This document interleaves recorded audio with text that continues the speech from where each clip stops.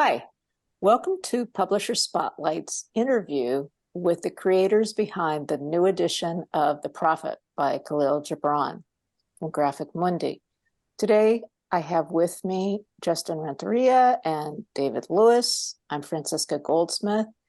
And before we dive in completely to talking about the book, let's just get a little bit of background on the two of you. I'm going to start with David. I know that you've written other literary-oriented graphic novels, including one for the Book of Exodus. That one fascinated me. And also, I have read Kismet, and it's great. It is a reintroduction of the Nazi fighter to the just post Boston Marathon bombing scene. And it's pretty wonderful. Justin does tons and tons and tons of work for so many publishers that I cannot even begin to get my head around it. I've come across your spot illustrations in a whole bunch of different things, including The Atlantic. The fact that both of you have teamed up is really, really exciting. So, David, do you want to give yourself more of an introduction? No, you did great. Happy? I'm a Boston area college lecturer and comic studies guy. And whether that's studying comics or creating them, I sort of tend to alternate which is my lead. But for all intents and purposes, I am here as just the script writer, not the writer or co-creator of The Prophet, just sort of the conduit through which it was processed this time. Okay, and Justin, do you want to introduce yourself a little more? No, that was a great intro to me too. Thank you. I've been focusing more on comics lately as opposed to the editorial stuff that I was doing for a long time. It was a great introduction. Thank you. Not a problem. So, Justin, your artwork has appeared in so many different publications. How do you manage the research that you have to do for this project, which is a lot, is not a spot illustration, right, it's a 100-page book, with the other work that you do? Well, I definitely took a break from editorial stuff. Actually, I was taking a break from editorial stuff before this project ever came about. I had gotten a little burned out on what I was doing, and so I decided to completely change careers for a little while, and I was actually teaching. I was teaching, oddly enough, nothing to do with art. I was teaching 7th grade science in a middle school here in Aurora. So I was doing that, and it was really tough, but I loved it. I loved the students, loved the teachers I worked with. And then when COVID hit, it changed a lot. It became really, really different. And I was already kind of a new teacher. And so I was having a rough time. I was miserable. The kids were miserable. Everybody, and I think every school was miserable. So it obviously wasn't just me. I decided, well, I don't want to get into a question that you have too soon, but my last year teaching was actually right before we started this project. So I was already kind of on a break from editorial. So I didn't have, and I take jobs still here and there, but I wasn't really accepting a lot of editorial while I was working on this project, luckily, because it was very time consuming. And there was a lot of research. Just with it being the era and even though it was a fictional place, we wanted it to feel real. So I did a lot of research on kind of Ottoman era locales around the Mediterranean, Turkey, Beirut, the Middle East, but also islands like Cyprus and Malta, the Azores. I was even looking at places like Poland in the 20s. So just kind of all over. I remember Dave specifically mentioning he wanted it to feel like the old country. and whatever old country that brings to mind. But I remember that specifically when he mentioned it. David, what drew you to the Prophet in the first place as a project? I had been keeping my eye on properties that were entering the public domain. I think you mentioned a few moments ago that that's where I discovered Kismet, Man of Fate, that the first Muslim superhero had lapsed into the public domain. So I knew that not only was the poem freely available to all, but also by 2023, it would be happening on its centennial, on its 100-year anniversary. Both those things really intrigued me because I had long been a real admirer of the work. Gibran spent a number of years here in Boston, so I've been to his memorial here and seen dedications to him. So I'd already gotten sort of a taste of his legacy. I think what particularly appealed to me and grew in my mind and started to take shape as a project was he was very ecumenical. He was very welcoming and engaged with a multiple number of faiths. Now, he had come originally from a Maronite background, but also from an Islamic culture, and then thrust into a highly Judeo-Christian culture here in the US. So that aspect, both of his biography and of the tone of his writing, so appealed to me and felt aligned very much with what was in, my own heart. So those factors, both the practical and the spiritual, theological, sort of gave me an access point to imagine, and I tend to do this with most stories I encounter. Well, how would that work as a comic? What would that be like? What would that be like in this medium? And it largely took shape from there. How did the two of you get together as a team? Did one of you reach out to the other, or did Graphic Mundi? Okay. You want to tell it, Justin, or? Yeah, either way. Actually, my wife was in the graphic medicine class that Dave was teaching, and there was an assignment.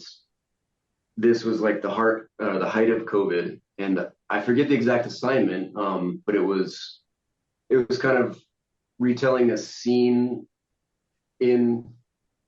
at work, maybe during COVID. Yeah, I think specifically it was, and this is for all the students in the class, both graduates and undergraduates. I think it was a healthcare scene, either that you, on either side of the divide, either as a provider or as a patient. And all of my students turned in comic works of every level of skill. They weren't being judged on the art.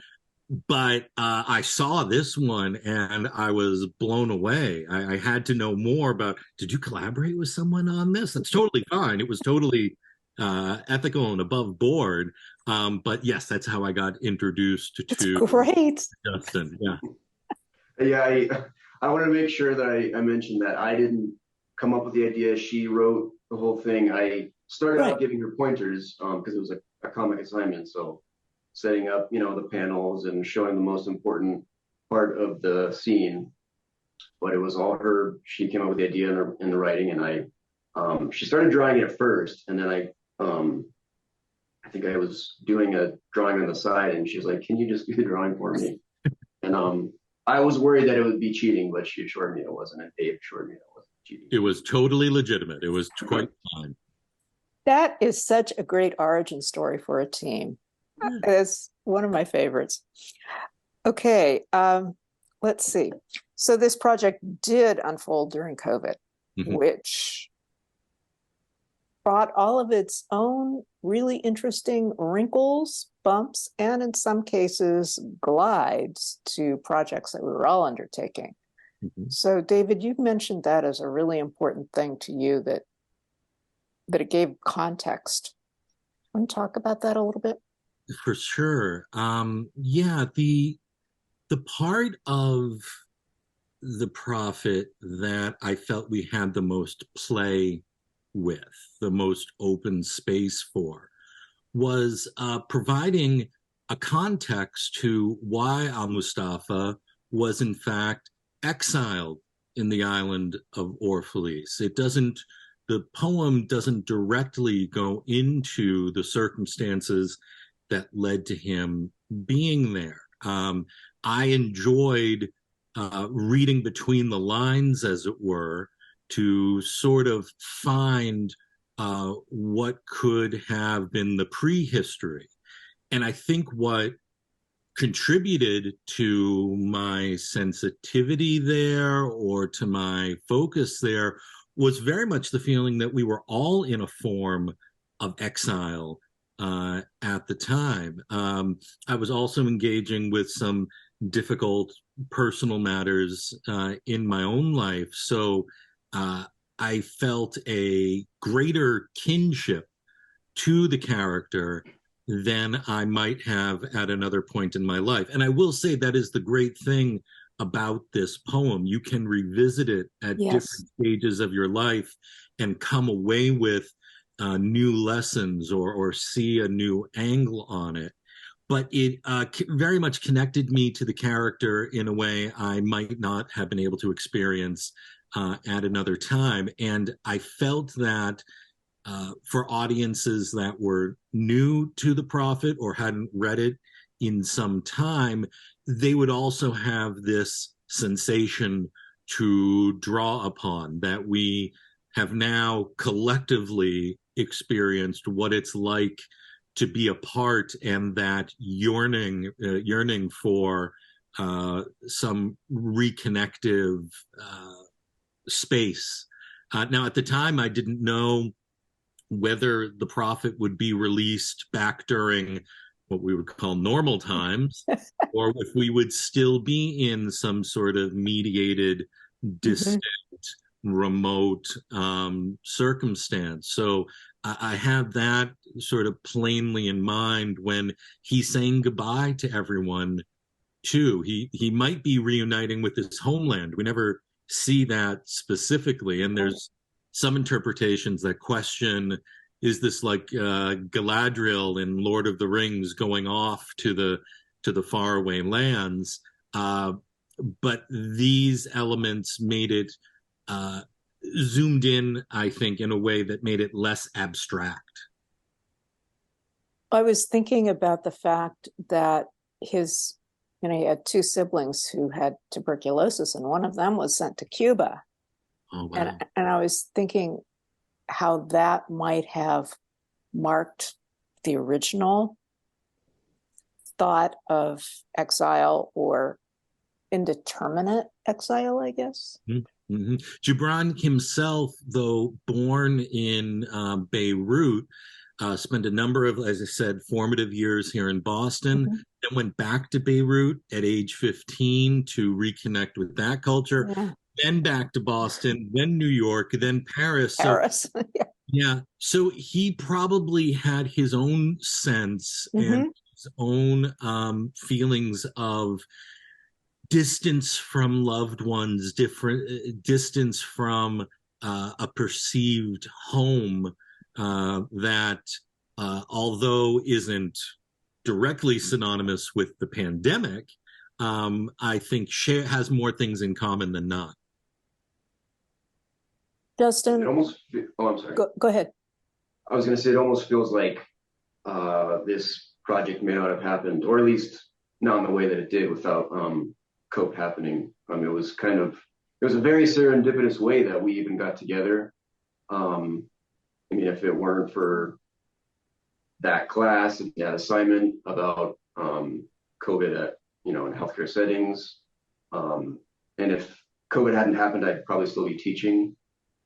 It was just kind of a very weird way it all came together, and it felt, I had already pretty much accepted the project about halfway through my last year, and so I was going through the rest of the year knowing that it would be my last, at least for a while. And so I really started connecting with the book the very last day of school, when I realized, oh, this is it. This is my last day here. And the bell rings and I'm saying goodbye to students. And it felt just like what I pictured, that ending scene where he's getting on the ship and saying goodbye. And it doesn't hit you until it really happens and you say goodbye, and you know, you're excited for this next phase, but at the same time it's, well, you got to leave this current phase behind and a lot of people that you care about behind. So it was yeah, it really resonated. That last day it hit pretty hard. When's the first time you came across the prophet, Justin? Actually, that's a really odd coincidence too. My high school art teacher, Miss Whiteford, who's married now, Miss Adams, gave me a copy for like a graduation gift back in 2002 when I graduated high school. And she was very, very important in my life at that point, because I was all of high school, I was kind of just kind of lucky that I got through without some of the trouble that friends got into, whether it's jail or whatnot. So I was kind of drifting through, not really foreseeing any kind of future for myself. I didn't really have any prospects. And she really kind of helped me focus on something that would not just help me either mentally, but also kind of be a possible future. So she was hugely impactful in my life. And so she gave me this book, you know, over 20 years ago, and wrote a little inscription. And she actually just retired this past year. And so I went to her retirement party and gave her a copy of our book and wrote a little note for her too. So it was just very weird how all this kind of came together. But This is magic. Oh, wow.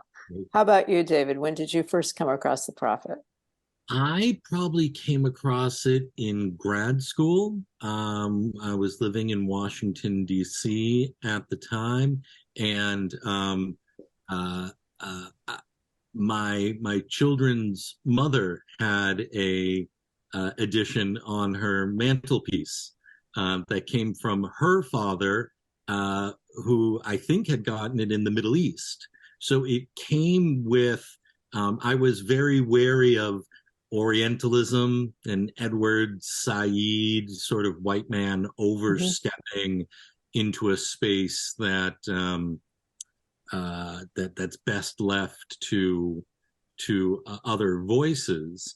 But I was sort of invited into it and welcomed into it. And as I learned more about Gibran, I felt gradually more comfortable with feeling so connected to it, such that, as I said, I would return to it several times over the ensuing years, first as a husband, and then as a father, and then as a divorcee, and then as someone amongst COVID. It kept paying dividends. I remember very clearly when I was about 16, walking past the monument to him by the library.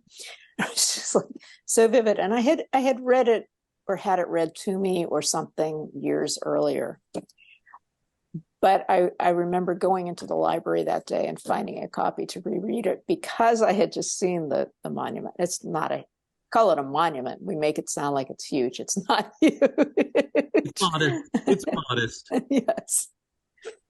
So one of the things that I just love about the artwork in the prophet, as you both have figured it out, is that while the clothing and the faces are clearly echo Gibran's background, the flow and the pacing in the imagery is so contemporary with now.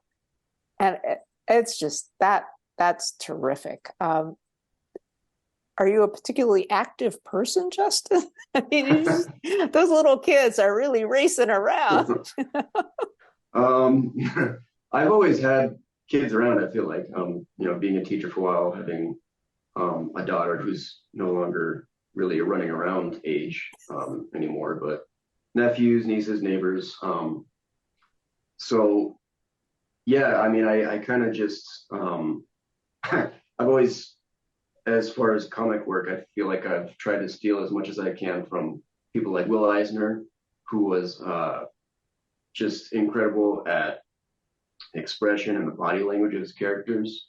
So putting that life into the people that I'm drawing, I just wanted them to feel real, to give them as much personality and imply that they're people with thoughts and emotions, so that the reader can connect with them as much as they can. So I always put a lot of emphasis on the characters and expressions. But yeah, and the pacing is has a lot to do with Dave's script too. I mean, I was never left in the dark or wondering, oh, what do I do in this page? It was very detailed. So I was always pretty confident about what was going to be on the page. I just kind of had to figure out the timing and what was the most important thing to show on the panel and stuff like that. But it was closer in scripting it. It was closer to choreography than it was necessarily having to pen and write out these magic, because I have the verses there in front of me. They were non-negotiable. We wanted to be gentle and responsible stewards of the word itself. So really the trick was figuring out the vignettes and the scenes and the players involved, and I thought that was really a wonderfully collaborative aspect of the project with Justin. Right. Years ago, I interviewed Mark Siegel just before First Second, actually. And he always used to talk about how comics are words and images dancing together. So choreography is right there. So what's your favorite passage? And David, I'm going to ask you what your favorite passage is in the imagery, and Justin, your favorite one in the scripting, the one that let you let go as much as you could or wanted to. I know mine. Justin, can I go first? sure. Yeah. I know mine. Both the way that Justin executed it and the line itself are among my favorites.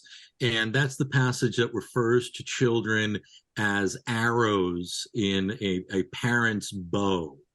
Parents as the bows that shoot forth the children into the world with accuracy and with skill. And Justin really did it beautifully. I wanted to have it look like the curve of a bow held taut, and that the different panels were basically different directions that the children could be shot into. It's a beautifully dynamic page, and at the same time, it's a frozen moment. You can feel the tension of the arrow string, and that's what parenting feels like sometime in its own way, holding things steady and being ready for explosive motion, but also being of comfort and being secure.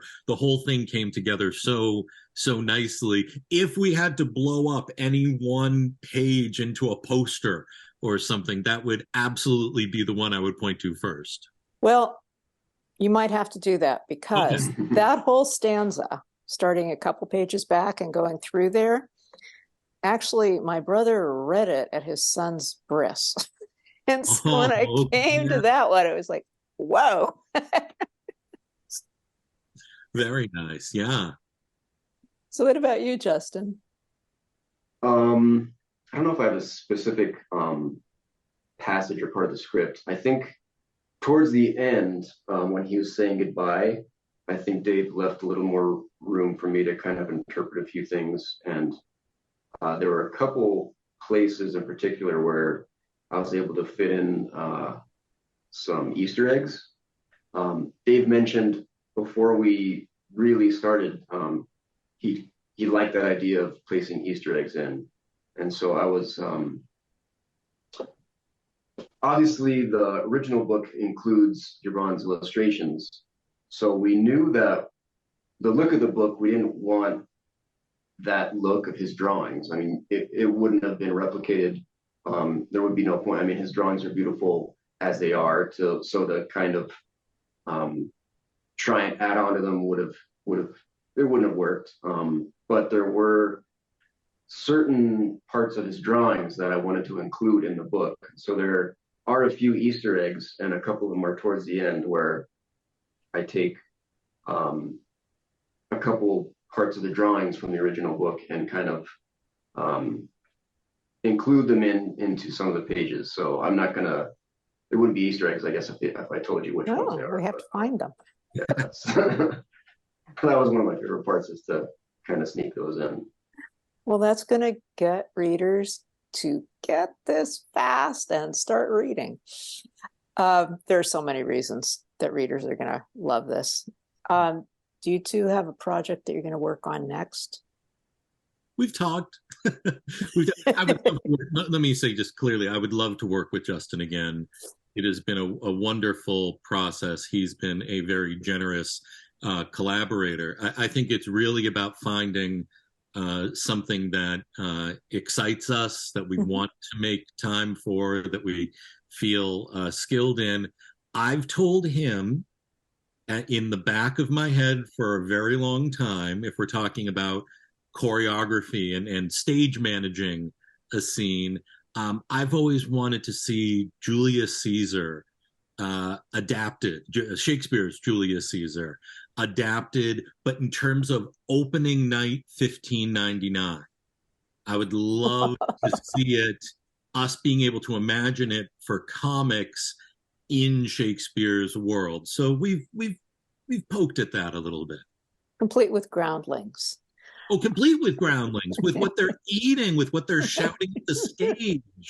I not to get up on my professorial horse here, but I feel like we've lost that element, the fun and the energy of Shakespeare, and how it wasn't high culture, but instead was also for the masses. That, like the prophet tingling in my head for some time, Julius Caesar has done the same.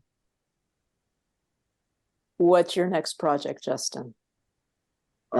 Right now I'm kind of working on my own stuff at the moment. I'm not a writer, but I was kind of making these stories one little issue at a time, but it's kind of leading towards like a bigger collection. I think it started out as just a project I could do to kind of get used to working on something monthly.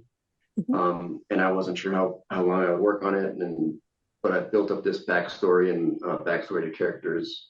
So I feel like I could do another 4 or 5 issues of it. I'm working on issue 3 right now, but it's just a project I'm kind of doing for fun. It's not tied to any publisher or anything like that. It's kind of just tell them the title.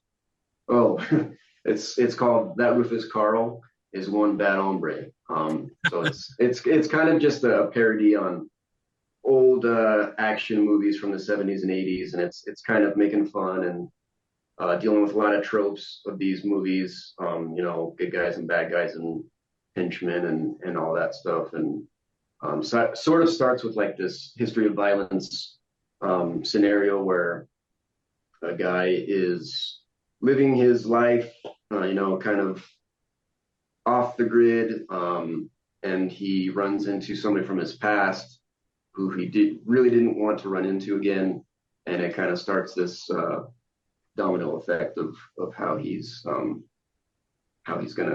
deal with this his past catching up to him. So it also reminds me a little bit of the Clint Eastwood movie Unforgiven. Like, he's a retired, he's hung up his hat, his days of that bad life are over, but something draws him back in. I've read a few issues of Justin's work, and it's really fun. Thank you. Thank you both for being so generous with your time and with your talents. Well, thank you for having us today. I really Yes. appreciate it. Thank you. It's my pleasure. Yeah.